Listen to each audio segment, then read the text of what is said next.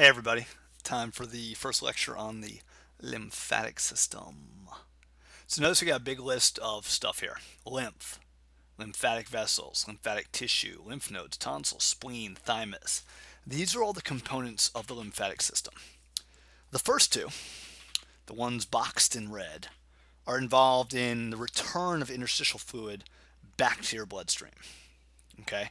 The last five, lymphatic tissue, nodes, tonsils, spleen, and thymus, don't really have anything to do with the return of interstitial fluid, but are involved with protection, immune defense. So we're going to go through all of these guys. Now, this is a blood capillary right here. Remember, as blood goes through the blood capillary, there's hydrostatic pressure pushing fluid out into the surrounding tissue space. Most of that fluid gets sucked back into the capillary by the capillary osmotic pressure.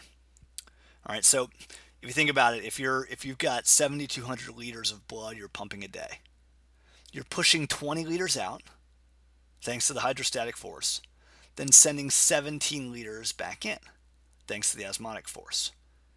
Well, that leaves you a leftover of about 3 liters of tissue fluid made every day, which, if you consider a normal blood volume of 5 liters, is a big fraction, a deathly fraction.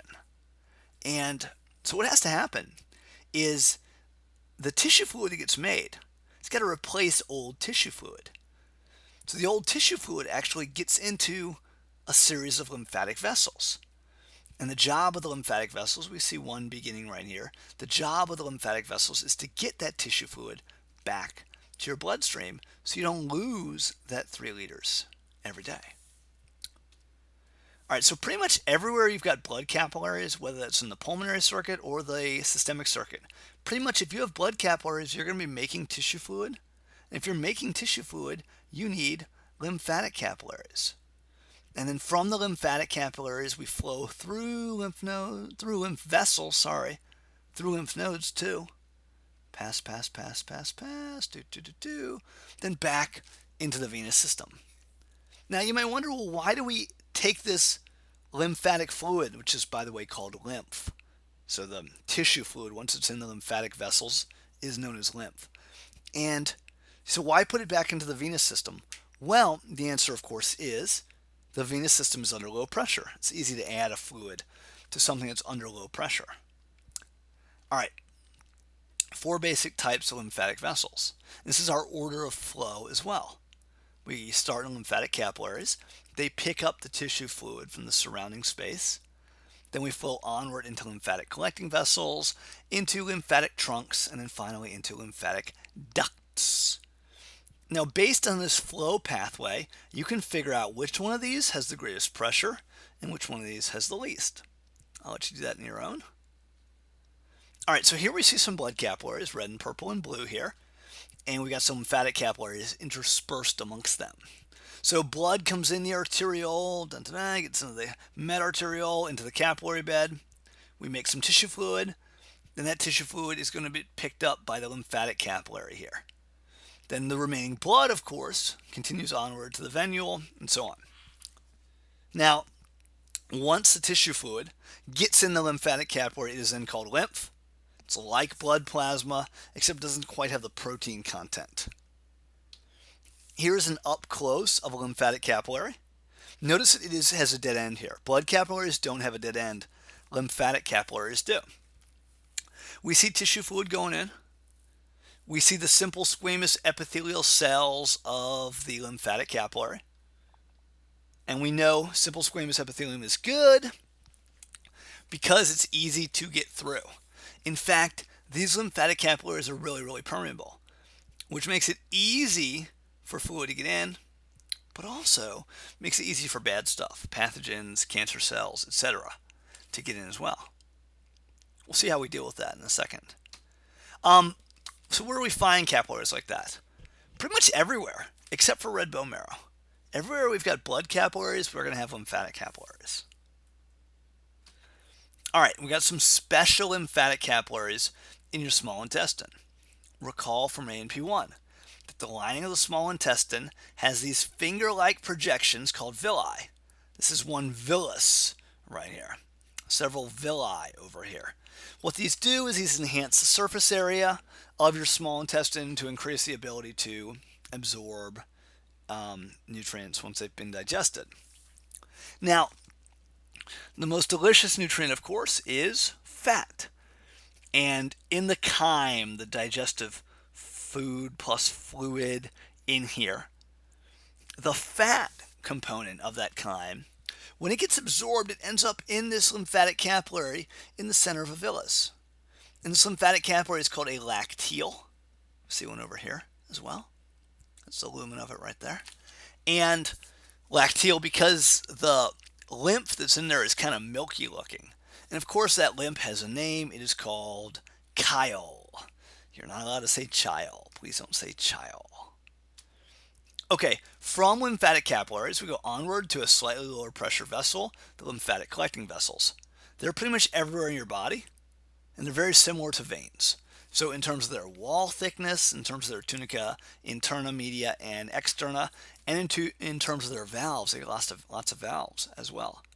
Now, as the lymph flows through the lymphatic vessels, it passes through little lymph nodes. And the job of the lymph nodes is to clean or filter the lymph, try and get rid of pathogens, tumor cells, that sort of thing. Now, from the lymphatic vessels, we go on into the lymphatic trunks. And pretty much there's major trunks for every region of the body. Notice that up here in the neck, we've got jugular trunks.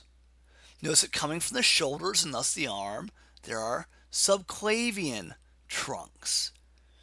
Notice that from the chest, there is a bronchomediastinal trunk.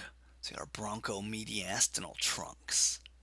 Notice down here, there's lumbar trunk and intestinal trunks. Intestine for the abdomen, lumbar trunks for the pelvis and legs. Now, these trunks flow onward into ducts.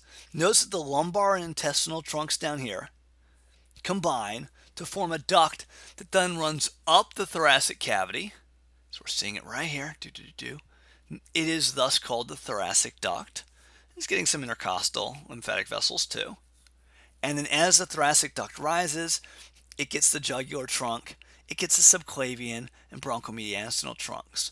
Then it empties into the junction of the subclavian and internal jugular vein. Meanwhile, on the right side, our bronchomediastinal and jugular and subclavian trunks unite to form this tiny little right lymphatic duct, which is really short, and empties into the veins on this side. This diagram of the body shows you where the two ducts, or what parts of the body are drained by the two ducts. Notice that the smaller right lymphatic duct basically just drains the right head, shoulder, arm, and chest. Pretty much the right side of the body above the diaphragm. The bigger thoracic duct gets the left side above the diaphragm, plus everything below the diaphragm as well. All right. So what makes lymph move? Well, there's a bunch of things. Number one, when you move, skeletal muscle pump squeezes lymphatic vessels and moves lymph. If you get a nice massage, that's going to move lymph too. If you are elevating your feet. Also, lymphatic vessels, here's one right here, are going to be squeezed when neighboring arteries pulse.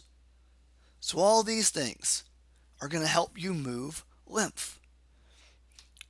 If lymph doesn't move, if there's a filarial worm infection and you get an inflamed, infected, scar tissue formation in your lymphatic vessel, by the way, these worms are transmitted by good old lady mosquitoes here, you can see the resulting swelling that happens because you cannot drain that tissue fluid. All right, cool beans, we'll stop right there. See you guys later.